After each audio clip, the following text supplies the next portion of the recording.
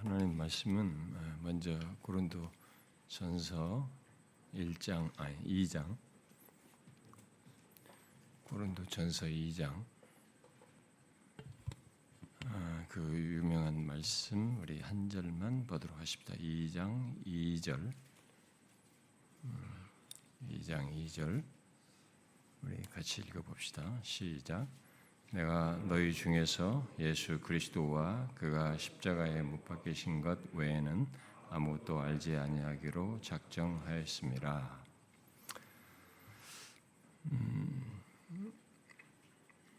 이 말씀을 이제 우리가 예수 그리스도와 그의 십자가를 전해야 된다라는 이런 용도로 이 말씀을 많이 이렇게 언급을 하기도 합니다.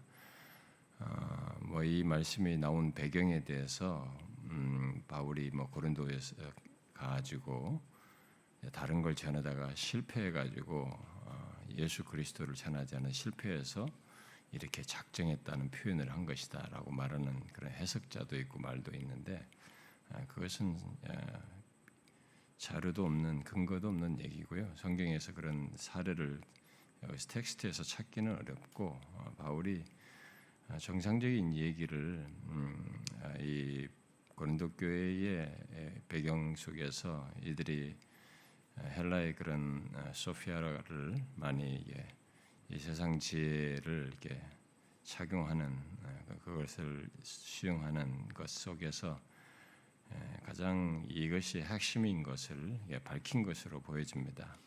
그런데 이제 제가 이 말씀을 통해서 좀 주목해서 말하고 싶은 것은 여기서 예수 그리스도와 그의 십자가에 못 박히신 것 외에는이라고 하는 이 두 표현으로 이게 그가 전하고자 하는 것, 자기가 알고 중심에 두고자 하고 하는 이 포인트로 말하는 것입니다. 그냥 예수 그리스도와 그의 십자가에 못 박히신 것 이것을 우리가 좀 확대 설명하면은 그리스도의 인격과 사역에 대한 표현이라고 봅니다. 우리가 알고 전할 모든 것의 중심에는 신약 구약에서부터 계시록까지 모든 메시지의 중심부에는 그리고 모든 다른 진리들의 이 연관성은 이 중심성 속에 있기 때문에 이렇게 말한 것으로 보여지는데 제가 이제 조금 언급을 하고 싶은 것은 우리들이 목회자들이 성도들에게 뭔가 예수 그리스도를 얘기할 때 일반적으로 우리는 사순절이다, 고난주일이다 이렇게 얘기했을 때 주로 예수 그리스도를 그의 사역에 초점을 많이 둡니다. 이제 그의 십자가에 못 박히신 것으로 이제 사역을 특징화 대표적으로 표현한 것으로 볼 때 예수 그리스도의 사역에 그가 십자가에 달려주고 우리를 위해서 대신 고난 당하시고 죽으셨다고 하는 이 포인트에 굉장히 우리가 비중을 많이 두고 있거든요. 저 같은 사람도 사역자가 되기 전부터 우리는 그렇게 배워왔고 그렇게 비중 있는 얘기를 들어왔기 때문에 그것을 답습하기도 하고 또 이제 그것이 성경의 기술 속에 그의 행적의 기술 속에서 또 사복음서가 다 후반부에 그 마지막 그 고난에 초점을 많이 두고 있고 분량들을 그러고 있어서 예수 그리스도의 십자가에 못 박히신 것 그의 사역에 우리가 비중을 많이 둡니다. 그리고 그렇게 설교도 많이 하죠. 그런 것 속에서 자연스럽게 우리가 노출하는 것 중에 뭐냐면 우리의 알미 여기 이것 외에는 알지 아니하기로 작정했다라고 했는데 우리 사역자들의 알미 그리스도의 사역에 너무 편중되어 있어요. 저는 그게 굉장한 마이너스라고 봅니다. 그리스도의 사역에 편중된 우리들의 이 이해가 결국은 그리스도의 사역에 대한 증거나 모든 우리들의 이 메시지 속에서 치우치는 한 원인이 된다고 생각합니다.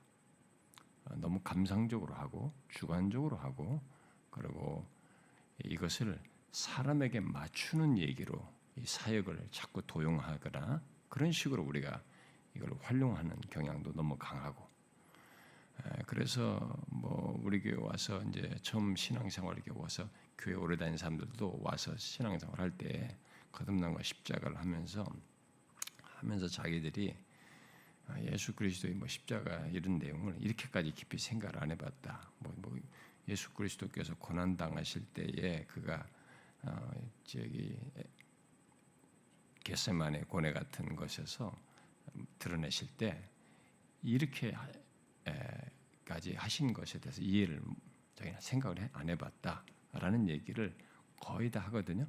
그러니까 다 주관적으로 그냥 너무 고난 당하셨고 너무 힘들으셨겠다, 너무 아프셨고 고통스러웠겠다 이렇게 대단히 주관적인 이해들을 많이 갖고 있어요. 대부분이 그렇게 이해를 하고 있습니다. 그러니까 그게 그리스도의 사역에 편중됐고 그것을 주로 듣는 회중에 맞춘 메시지로 전하는 우리들의 결과물이라고 저는 보거든요. 결국은 우리 사역자들이 어느 중에 신학을 하고 최소한 교회 신학 과정에서 뭐 기독론이나 이런 것들 다 배웠음에도 불구하고 우리들이 이해와 듣는 사람들의 이해력을 고려해서 그리고 전하는 것에 어려움도 있기 때문에 사역이라는 것으로 예수 그리스도를 다 통칭해서 그렇게 해서 그분이 이렇게 사역을 행하심으로 우리를 구원하셨다라는 것으로 거의 이렇게 대부분의 비유를 거기에 두고 예수 그리스도를 말하는 경향이 너무 강하다라는 것입니다. 그러니까 결국 노출된 것은 우리가 아는 바가 내가 안다라고 하는 이해력이 목회자부터가 그리스도의 사역에 주로 그게 알매 우리 대부분이고 거기에 치우쳐 있다라는 것이라고 보는 것입니다. 그런데 성경을 우리가 보면 그리고 정상적인 성경 이해를 가진다고 하면은 그리스도의 사역은 그리스도의 인격에 대한 정확한 이해와 분명하고 풍성한 이해가 없는 가운데서의 그리스도의 사역은 정상적일 수가 없습니다. 그리고 그 사역에 대한 모든 메시지나 그리고 메시지의 균형, 체계, 그리고 정서, 그리고 이 부요함이 확실히 삭감되거든요. 여기서도 일단 예수 그리스도와 그의 십자가에 못 박이신 때는 이것은 굳이 요약을 하자면 그리스도의 인격과 사역이라고 봅니다. 저도 우리가 그리스도의 인격이라고 해봐야 하나님이 육신이 됐다. 하나님이 이렇게 자신을 낮추셔서 육신이 돼서 우리를 위해서 이렇게 사역을 하셨다. 이게 앞에 지나가는 말로 서두로 조금 얘기를 할 뿐이지 주로 이제 사역을 얘기하고 말아버린단 말이에요.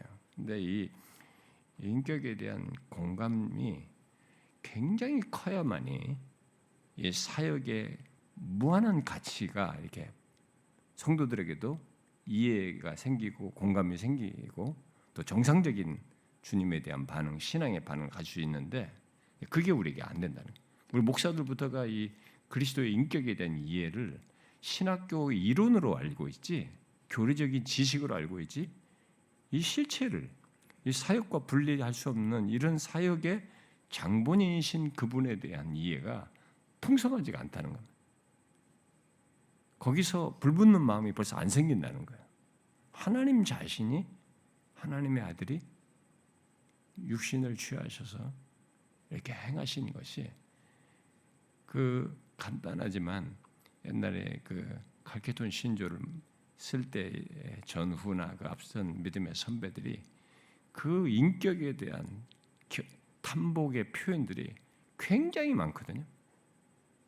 그걸 하면서 결론을 낼 때도 그렇지만 그들이 남긴 글들에 보면 사역에 대한 탐복 이전에 인격에 대한 탐복이 대부분이에요. 거기서 경이감을 드러냅니다. 바울도 그렇잖아요. 그 디모데에서 그가 죄인을 위해서 오신 것 자체를 경이로움으로 표현하잖아요. 디모데서에서.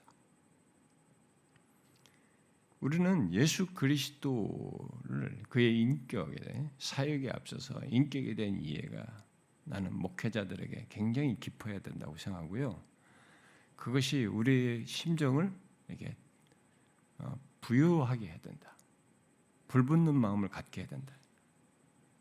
이게 뭐 거슬러 올라가면 뭐 오늘 그 강의 내용에서도 구속 언약 얘기가 담겨져 있었습니다만은 사실 뭐 구원 협약, 구속 언약으로부터 자신이 중보자로서 보증으로서 이렇게 세워져 가지고 진행하시는데 하나님이 인성을 취하신다는 것 자체가 정말 상상할 수 없는 얘기잖아요.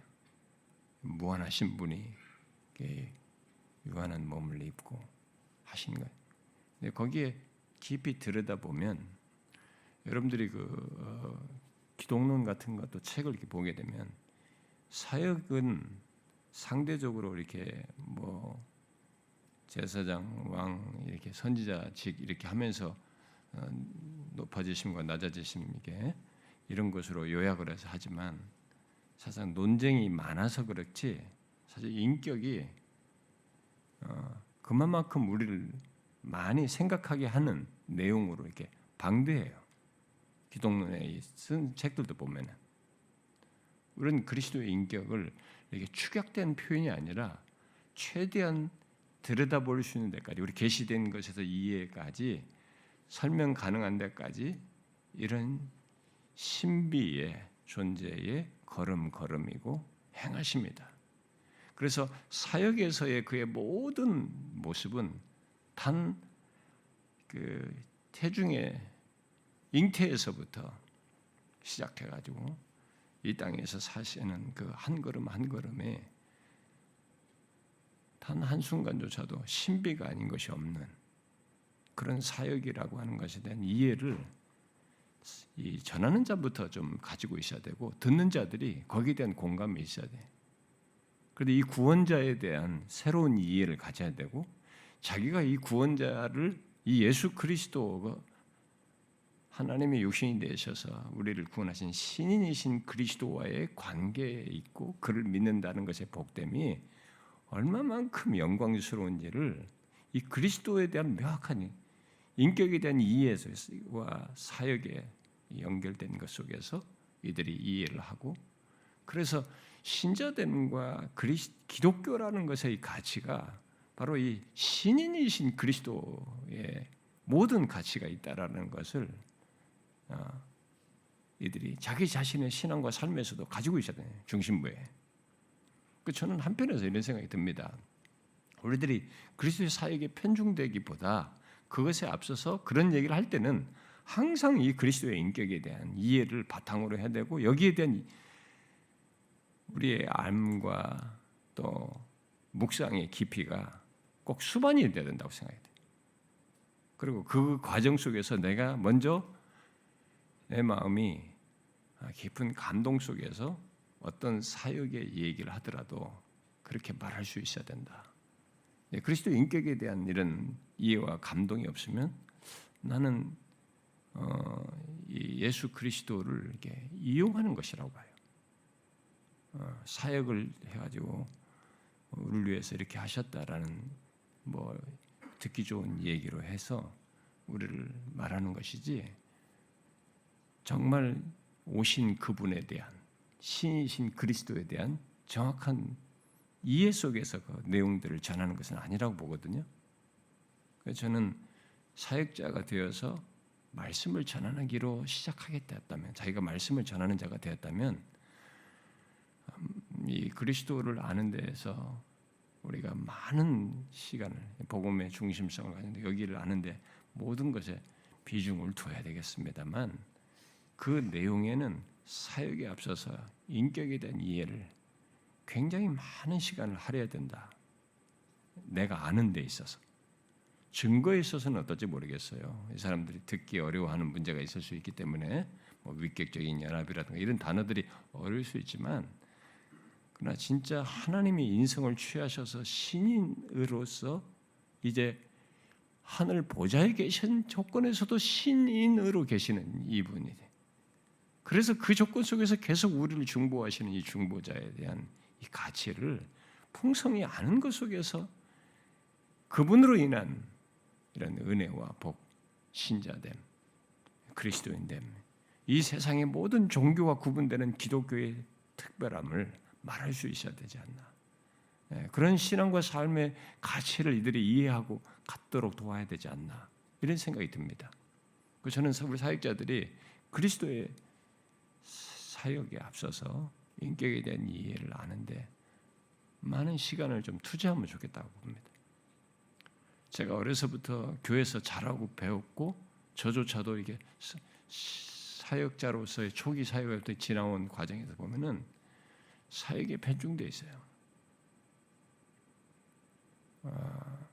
우리는 그것으로 그리스도를 퉁칩니다.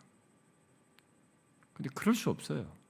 그렇게 되면 정말로 우리는 빈약하게 됩니다. 풍성치 않습니다. 그것으로 할 때는 확실히 이 그리스도의 사역이라고 하는 것이 대단히 인간적이고 주관적으로 들려요. 듣는 사람부터가 적용부터가 그렇게 들립니다. 이 깊이와 부유함이 와닿지가 않아요. 신인이신 그분 자신에 대한 먼저 이해와 이 놀라움에 대한, 그래 우리 말대로 자 신비, 나를 위한 신비로 말한 그 신비를 우리가 먼저 알고 그런 분이 이렇게 행하셔서 우리를 구원하셨고 우리에게 이 땅에 구원의 빛을 주셨다는 것을 말할 수 있어야 된다. 나는 우리가 교회가 이런 성장과 성공 어떤 것을 보기 위해서 이것저것을 다 활용하고 막 메시지를 뒤섞어서 전하는 그런 유혹에 받을지 모르지만 저는 바울이 이 심정을 가져야 된다고 봅니다. 예수 그리스도와 그의 사역, 그의 십자가에 못 박히신 것 외에는 아무것도 알지 아니하기로 작정하였다. 그것 속에서 이 세상이 가지고 있는 지혜와 이 세상에서 가지고 있는 이런 잡다한 것들을 능히 대답이 되는 그런 역동적이고 생명력이 증거 속에서 나타나고 성도들의 반응에서 나타나는 이런 것을 우리가 보고 경험해야 되지 않나. 잠교추에 속한 우리 목사님 여러분, 자신들이 말씀과 씨름할 때 나는 이런 순서로 좀 씨름을 많이 하시고 그래서 자신이 예수 그리스도만 생각해도 진짜 마음이 불붙고 감동이 되고 그것이 메시지에 전할 때도 그대로 이렇게 드러나고 힘있게. 제가 우리 설교 클리닉에 가지고 우리 사역자들에게 항상 하는 얘기거든요. 우리 참교주 목사님들도 자기도 자기를 살필 때 항상 생각해야 될 것 중에 하나입니다. 그것은 뭐냐면 설교자 자기가 지금 설교를 할 때 말하는 내용, 이게 설교 내용을 전달하는 내용과 자기 자신과 이 갭이 있으면 안 됩니다. 이 갭은요, 자기는 그렇게 해서 나이스한 설교문을 작성해서 말할 수 있지만 결과가 듣기는 좋아요. 그런데 진정한 반응과 역사가 안 일어납니다.